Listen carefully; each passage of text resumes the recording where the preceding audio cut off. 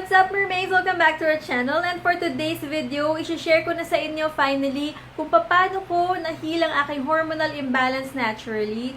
I think nabanggit ko na sa mga past videos ko a couple of times, I think, na dati meron akong PCOS, irregular ako mag-menstruation, at nahirapan talaga ako sa pag-adjust doon.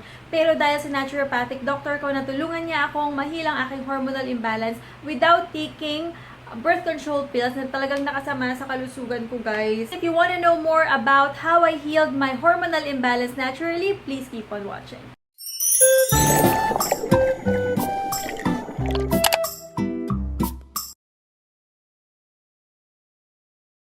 Before I start this video, I just wanna say na iba-iba tayo ng pag-adapt sa gamot, sa treatment. So, hindi ko sinasabi na dahil gumaling yung PCOS ko, yung hormonal imbalance ko because of the things that I did, ay mangyayari din sa inyo. Syempre, it really depends on how you will adapt to it. It really took months for me na tinry itong mga ginawa kong to before finally ngayon, healed na, wala na akong PCOS, according to my OB, wala na siya, and regular na rin ako mag-mens. And thank God, kasi hindi ko kailangan mag-birth control pills for that. Dahil I tried it before, dahil nga irregular yung menstruation ko, nag-birth control pills ako, and it really caused havoc on my body, which caused me anxiety attacks, panic attacks, and talagang nagulintang yung mundo ko. First one that I did, nagpa-acupuncture ako.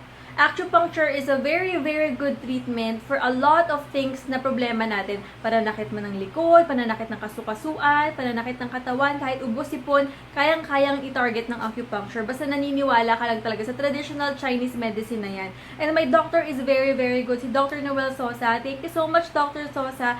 Sobrang laki ng naitulong niya sa akin since last year. I discovered Dr. Soza last January 2018 nung nasa height ako ng depression and anxiety ko. Dahil talagang sabi ko, I want to really be proactive when it comes to my healing. And then sinabi ko sa kanya yung mga concerns ko, that I'm very, very anxious. Tapos sinabi ko din sa kanya na I took birth control pills that caused my anxiety, and now I'm not having any period at all for how many months. So, every week, I went back to Dr. Soza treating my hormonal imbalance. So, I started treatment with Dr. Soza January, and I got my first period July.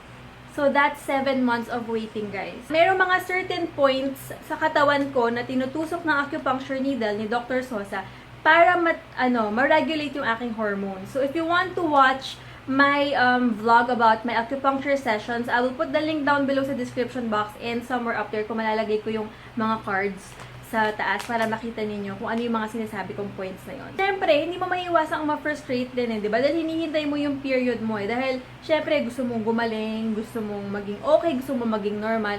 Pero siyempre, patience is a virtue. Talagang kailangan pagtiyagaan mo siya. And then, second thing that I did, I went to my naturopathic doctor, si Dr. Teray Kunishi of LifeScience BGC. Ilalagay ko yung mga contact numbers ng mga doctors ko down below sa description box if you want to contact their clinics and if you want to try what I did. So, I went to Dr. Teray, and then at first, yung talagang concern ko is may anxiety attacks and may panic attack. Yung una kong sinabing concern kay Dr. Teray, actually, yung anxiety attacks ko. And pangalawa lang yung hormonal imbalance ko. Pero it goes hand in hand kasi kapag yung hormones mo is nagwawala siya sa katawan mo, it can cause emotional distress, depression, panic attacks, anxiety attacks. So, Dr. Teray suggested that we also address my hormonal imbalance. Pero sabi nga niya, your birth control pills caused your anxiety attacks already. So, if you're gonna take birth control pills again for your PCOS, di ba parang you're just adding insult to the injury? Parang gano'n na parang you're just gonna go through the cycle again. Since yung katawan ko nga is very sensitive to pills. So, may mga ganun kasi mga klaseng babae.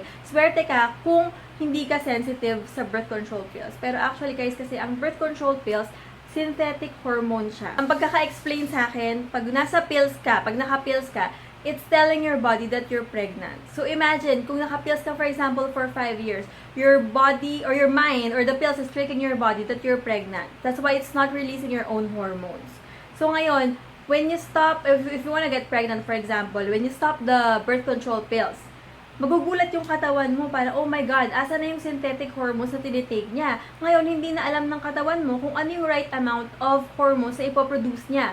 So, it can produce more or less, di ba? So, yan, it can cause na anxiety attacks, panic attacks, and depression. So, that's what happened to me. Nang in-advise niya sa akin, seed cycling. So, ayun na nga yung sinasabi ko dun sa video ko na healthy food haul. What is seed cycling ba? Hindi ako doktor, guys, pero pagkakaintindi ko sa pagkaka-explain sa akin ni Dr. Teray, it's when you incorporate certain seeds to your diet to promote estrogen and progesterone. Depende dun sa phase ng cycle mo. So, day 1 to 15, so ibig sabihin yung day 1 mo is your first day of period. Hanggang day 15, when you start to ovulate, you will incorporate flax seeds and this one, pumpkin seeds to your diet. So, dapat sabay sila for 15 days. So, ayan. Paano ba siya nilalagay sa diet mo? Pwede mo siyang isama sa smoothie, on top of your rice, sa salad. Pero itong flax seeds, make sure that you will ground it. As in, dapat dik-dik siya. Dahil yung nutrients niya, nasa loob ng seed mismo. Wala kang makukuha sa kanya. Ilalabas mo lang siya in your poop kapag ganito yung kinain mo. Pero itong pumpkin seeds, you can snack on it. Diba? Butong kalabasa siya. So, pwede mo siyang papakin. So, make sure that you will at least ingest or eat 1 to 2 tablespoons of these seeds sa iyong diet. Why pumpkin seeds and flax seeds for the follicular phase, guys? Dahil malakas makapromote ng estrogen, itong dalawang seeds na to, that we need. Yung estrogen, yung ating hormones na we call estrogen, kailangan natin yan during our follicular phase. So, makakatulong siya sa pag-regulate ng ating hormones. And we're gonna move on to the luteal phase, which is day 16 to 30. It means the day you start ovulating hanggang magkaroon ka ulit ng period mo. So, ang kakainin mo naman or incorporate mo sa diet mo ay itong seed na sunflower seeds and sesame seeds na naubusan na ako, guys. It promotes progesterone naman, yung hormone na progesterone na kailangan naman natin sa ating luteal phase. I started seed cycling May. June, July ako nagkaroon ulit. Ayun na, after 2 months of seed cycling and 7 months of acupuncture, finally, ayun na nga, nagkaroon na ako ng period. Pero sabi ko sa sarili ko, baka 1 buwan lang to, tapos next month, hindi na naman. Pero after that, guys, nagpatuloy ko siyang ginagawa July hanggang ngayon. Normal na akong mag-menstruation and I'm really happy about that. Tapos nagpa-check up na ako sa OB-GYN ko. So, in-ultrasound niya ako and then she said, wala na yung PCOS ko. Paano naman kung irregular ka mag-mens? It means na hindi mo masusunod yung day 1 to 15 na follicular phase at day 16 to 30 na luteal phase dahil nga wala kang period eh. Pwede rin yan, guys. Susundin mo lang ang moon cycling. So, merong mga calendars. Type mo lang moon calendar sa Google. Susundan mo yung full moon and new moon na cycle. So, yung mga seeds na yan, guys, hindi lang siya nakakatulong sa pag-regulate ng estrogen and progesterone, which is actually what we need to regulate our menstrual cycle. Yung mga seeds na yan, guys, yung hull niya, yung pinaka-hull, yung lalagyan ng seeds dahil nasa loob nga yung nutrients niyan. It contains lignans, which is a chemical that helps bind excess hormones. Kasi alam naman natin na kapag may excess estrogen, excess progesterone, pangit din yun sa ating katawan kasi nag-shoot up siya, can cause anxiety attacks, panic attacks, and depression, and other mood swings, and other PMS symptoms. Tapos itong mga seeds na rin to, guys, meron siyang oil sa loob, yung mga seed oils niya, that has fatty acids that helps promote the building blocks for making hormones. Aside from acupuncture and seed cycling, syempre meron din ako mga binago sa lifestyle ko and sa diet ko para makatulong mabalance yung hormones ko naturally. So, number 1, binago ko yung sleep cycle ko, which is isang main problem ko before. For 8 years, wala akong natural sleep pattern. Paiba-iba siya. Depende sa shift ko sa work. Depende sa dami ng trabaho. Tapos, nung nag-YouTube pa ako, mas nadagdagan pa sa pag-attend ko ng events, mga ganyan, pero sasabay-sabay ko siya, hindi ako nakakatulog. So, ever since that time, last year, nung na-meet ko si Dr. Teray, sabi niya, you have to have a sleep pattern na susundin mo. So, she gave me a 10:30 limit pagdating sa gabi. So, dapat 10:30 nakahiga ka na para bandang 11 tulog ka na. So, ginawa ko 10 o'clock pa lang, humihiga na ako without cellphone. And nabago nga yung sleep pattern ko. Around mga 11:30 tulog na ako. Minsan mas maaga pa. And then around 6 to 6:30 nagigising na ako. At napansin ko, mas masigla yung katawan ko that way na nakakatulog ako ng ayos, ng tama. Number 2, ano yung mga tinanggal ko sa diet ko? No processed food, no fast food, and no sugary drinks or sugary food. As in, totally wala, guys. Kaya pumayat din ako, dami nakapansin na, Martha, oh my God, ng payat mo. Pag nakikita nila ako sa mga events, nagugulat sila. Sabi ko nga kasi, parang ang dami ko kasing binago. Dahil syempre, di ba, if you're sleeping well, you're also eating well, di ba? Hindi ka nag-crave ng mga chips or mga sugary food, mga chocolates, ganyan. So, ginawa ko talaga, as in strictly no fast food hanggang ngayon guys. 1 year and 2 months na ako. So, proud of myself na walang fast food, walang processed food at all. Kahit yung mga pansit canton, hindi na ako kumakain, mga canned goods, hindi na ako kumakain yan. So, I make sure whatever I eat is cooked freshly. Kahit pag lumalabas kami ni Zing, kumakain kami sa labas, sinasabi ko sa mga waiters na walang MSG please, kasi trigger ko talaga yung MSG sa anxiety attacks ko. So, ayan guys, I'm eating healthier and then adding a lot of vegetables and fruits in my diet. As in, everyday meron akong fruit na kinakain. Unlike before, as in, sobrang bihira akong mag-fruit talaga at maggulay dati. At syempre, I drink a lot of water now. As in, I make sure na talaga nakaka 8 to 10 glasses of water a day ako. So, I also incorporate protein in my diet. So, I make sure na kumakain ako ng palm-sized na meat everyday. Kahit fish man yan, chicken, or beef.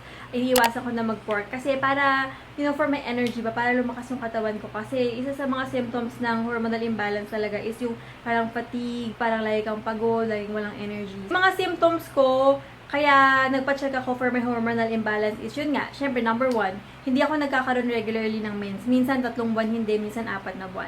Tapos parang lagi akong iritado kapag may period ako, masakit yung puson, yung cramps ko sobra-sobra, grabe yung mood swings ko. Sasabi ko parang something, may mali talaga sa katawan ko. Basically, mermaids, yun lang yung mga ginawa ko, mga natural way na kayang-kaya kong gawin sa bahay para ma-heal ko yung aking hormonal imbalance naturally. So, hindi ko na din-discuss dito kung ano ba yung hormonal imbalance, ano ba yung PCOS, kasi syempre, you can discuss that with your doctor. Mas maganda na doktor mo mismo magsasabi sa'yo na may PCOS ka, may hormonal imbalance ka, at hindi self-diagnose.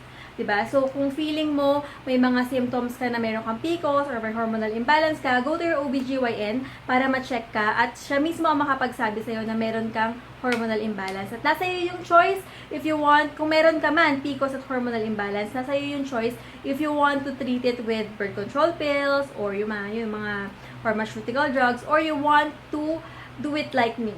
I healed it naturally. Para naman sa gustong malaman kung saan ako kumukuha ng mga seeds ko, so ayan, meron sa NutriFinds, meron silang Shopee, at napakamura lang niya guys. Meron kayong choice kung gusto niyo bumili lang ng 50 grams or mas malaki. So, their prices ranging from 50 pesos hanggang mga 300 pesos. So, depende sa dami ng bibili niyo. Sana nagustuhan niyo itong ating video for today. Alam ko, it's a very sensitive issue to tackle since it's about, our fertility, about being a woman, ganyan. Pero, ako nga, ang purpose ko lang talaga is I wanna share. Kasi sobrang na-excite ako na kaya palang i-treat ang hormonal imbalance naturally, na hindi mo kailangan mag-take ng pharmaceutical drugs na, chemicals pa rin kasi siya. So, nakakasama pa rin siya sa ating katawan in the long run. So, I hope guys na kung sino man sa mga sisters ko dyan na may PCOS, may hormonal imbalance, na nahihirapan sa mga symptoms katulad ko, sana matry nyo to, yung seed cycling, lalo na acupuncture, very, very effective for me. At sana mag-work din sa inyo, katulad nung nangyari sa akin. Dahil wala ngayon parang, ang fulfilling lang ba na yung hinintay ko ng 7 months, nagbunga naman siya. Thank you so much, my mermaids, for watching. And as always, I love you all and God bless. Bye!